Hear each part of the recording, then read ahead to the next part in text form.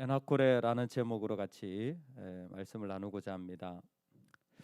전혜성 박사가 쓴 글에 보면 그가 평생을 살아가면서 본인과 자기의 자녀들과 그리고 심지어 한국에 있는 많은 세대들을 양육하면서 가지고 있는 기준이 무엇이냐면 덕성제라는 개념이었습니다.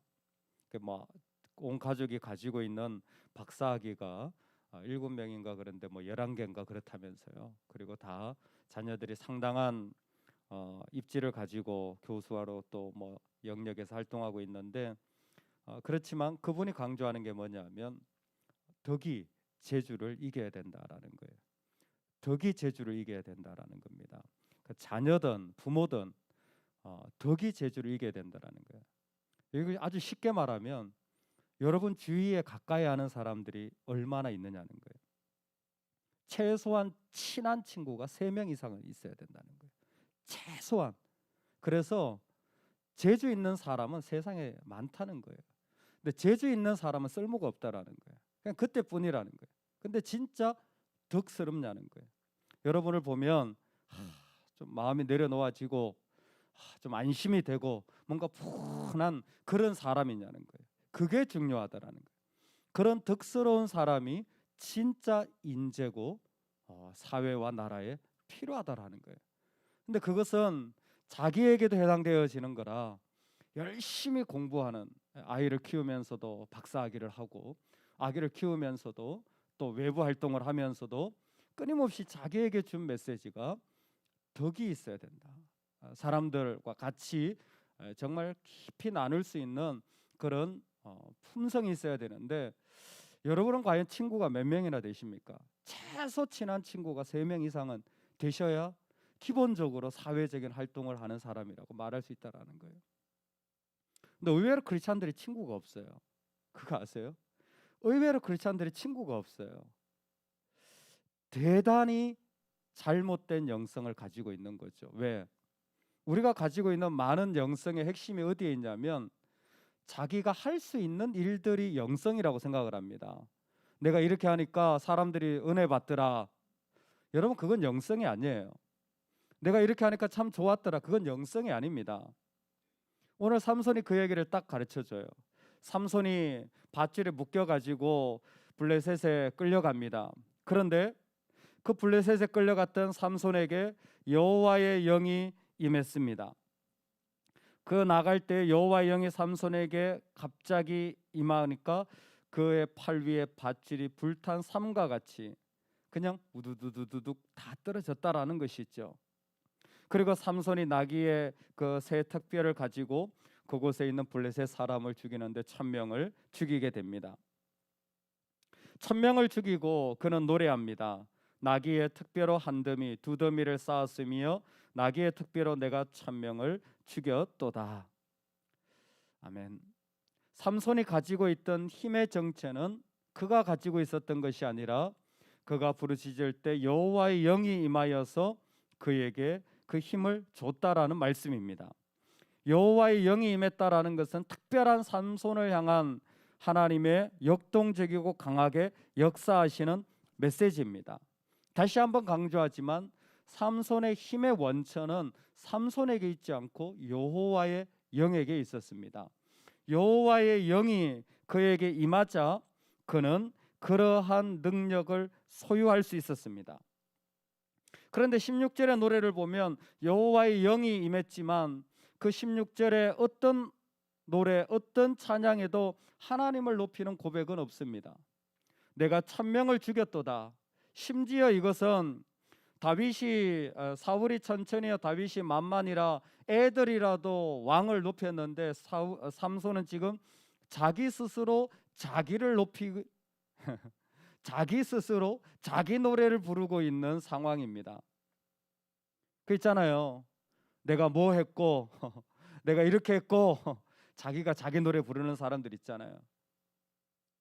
정확하게 지금 얼마나 삼손이 인간적이고 하나님과 상관없는 자리 그 1000명을 죽였지만 그것이 얼마나 의미 없는지를 보여줍니다. 결국 그의 영혼, 그의 육체는 목이 말라 죽을 지경에 처하게 됩니다.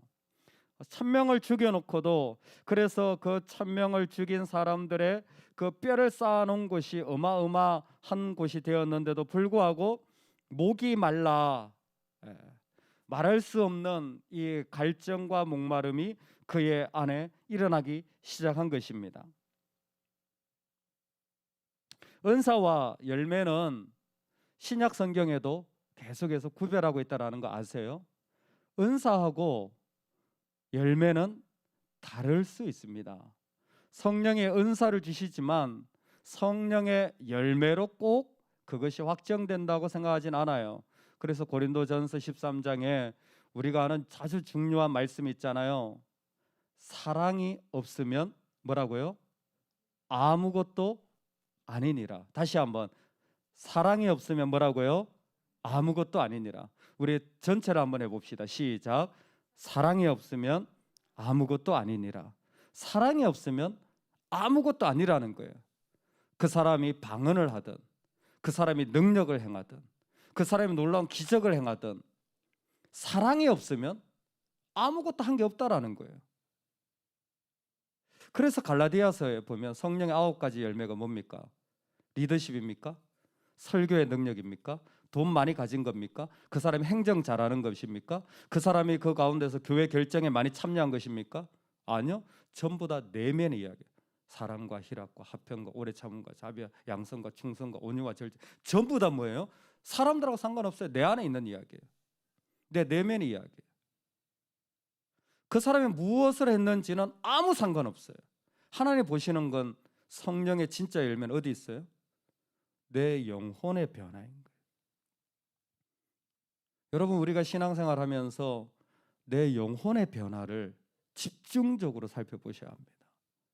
우리는 자꾸 달란트를 사용하고 은사를 사용하고 일을 하고 이런 일들로 내 신앙의 중심을 삼으려고 하는데, 내가 얼마나 하나님 앞에 엎드려지는가.